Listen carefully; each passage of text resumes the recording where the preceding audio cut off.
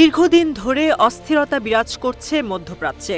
গাজা এবং লেবাননে ইসরায়েলের হামলায় প্রাণ হারিয়েছে অসংখ্য মানুষ।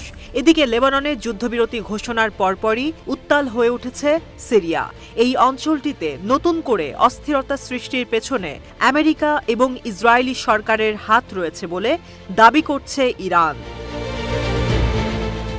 ইরানের ইসলামী বিপ্লবী গার্ড কর্পসের সাবেক প্রধান কমান্ডার মেজর জেনারেল মোহসেন রেজাই বলেছেন, সিরিয়ার আলেপ্পো শহর আক্রমণ ও দখল করতে তাকফিরি সন্ত্রাসীদের উস্কানি দিয়েছে আমেরিকা ও ইসরায়েলি সরকার। তাদের উদ্দেশ্য লেবানন এবং গাজা থেকে যুদ্ধটিকে সিরিয়ায় বিস্তৃত করা। রবিবার আল জাজিরাকে দেয়া এক লাইভ সাক্ষাৎকারে তিনি এই অভিযোগ করেন। মেজর জেনারেল মোহসেন রেজাই বলেছেন, বুধবার আলেপ্পোতে বিদেশি সমর্থিত সন্ত্রাসীদের হামলাটি একটি বড় রাজনৈতিক ভুল। এতে সিরিয়ার রাষ্ট্রপতি বাশার আল আসাদ সরকার এবং তাকফিরি বিদ্রোহীদের মধ্যকার 2020 সালের যুদ্ধবিরতি চুক্তিটির লঙ্ঘন হয়েছে। তিনি বলেন, আমরা আলেপ্পো দখলকে ইসরায়েল এবং আমেরিকার উস্কানির ফল বলে মনে করি, কারণ ইসরায়েল গত 1 বছর ধরে তার সামরিক অভিযান এবং গাজা ও লেবাননে বোমা হামলার মাধ্যমে এই অঞ্চলকে অস্থিতিশীল করার সর্বোচ্চ চেষ্টা চালাচ্ছে। আর বুধবারের পদক্ষেপটি লেবানন ও গাজার যুদ্ধটিকে সিরিয়া পর্যন্ত টেনে নেয়ার একটি কৌশল।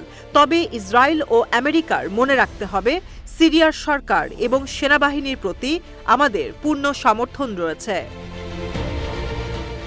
মোহসেন রেজাই মুসলিম দেশগুলোকে একত্রিত হয়ে আমেরিকা ও ইসরায়েলকে মোকাবেলা করার জন্য একটি যৌথ সেনাবাহিনী গঠন করার আহ্বান জানিয়েছে। যারা সিরিয়ার বিরুদ্ধে বারবার আগ্রাসন করেছে, তারাই আবার ইরাক অধিকৃত পশ্চিম তীর এবং জর্ডানে একই পরিস্থিতি বাস্তবায়ন করতে চাইছে। এদের বিষয়ে সতর্ক থাকার পরামর্শ দিয়েছেন তিনি। সাবেক আইআরজিসি কমান্ডার বলেছেন, এখন আমেরিকা ও ইসরায়েলের বিরুদ্ধে দাঁড়িয়েছে ফিলিস্তিন, লেবানন, সিরিয়া, ইয়েমেন, ইরাক এবং ইরান। এই 6টি দেশকে একত্রিত হয়ে এই শত্রু জুটিকে পরাজিত করতে হবে, ঠিক যেমনটি লেবাননের ক্ষেত্রে করা হয়েছে। তিনি আরও বলেছেন, গত সপ্তাহে ইসরায়েল সরকার এবং লেবাননের হিজবুল্লাহর মধ্যে যুদ্ধবিরতি চুক্তি হয়েছে। এর মধ্য দিয়ে 14 মাসেরও বেশি সময় ধরে লড়াইয়ের অবসান হয়েছে। আর যুদ্ধবিরতি মেনে নিয়ে ইসরায়েল প্রমাণ করেছে তারা স্থলযুদ্ধ পরিচালনা করতে সম্পূর্ণরূপে অক্ষম। রেজাই জোর দিয়ে বলেছেন, ইসরায়েল এখন ইতিহাসের সবচেয়ে ঘৃণ্যতম শাসনে পরিণত হয়েছে।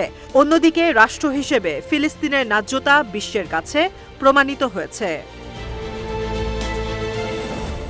এদিকে ইরান তার পরিকল্পিত ইসরায়েল বিরোধী অপারেশন ট্রু প্রমিস 3 পুনর্বিবেচনা করবে কিনা জানতে চাইলে মোহসেন রেজাই দৃঢ়ভাবে বলেন, আমরা সঠিক সময় যথাস্থানে পরিকল্পনা মাফিক ইসরায়েলকে শাস্তি দেব। এটি একটি পূর্ব নির্ধারিত নিশ্চিত প্রতিশোধমূলক অপারেশন। এই হামলা হবেই।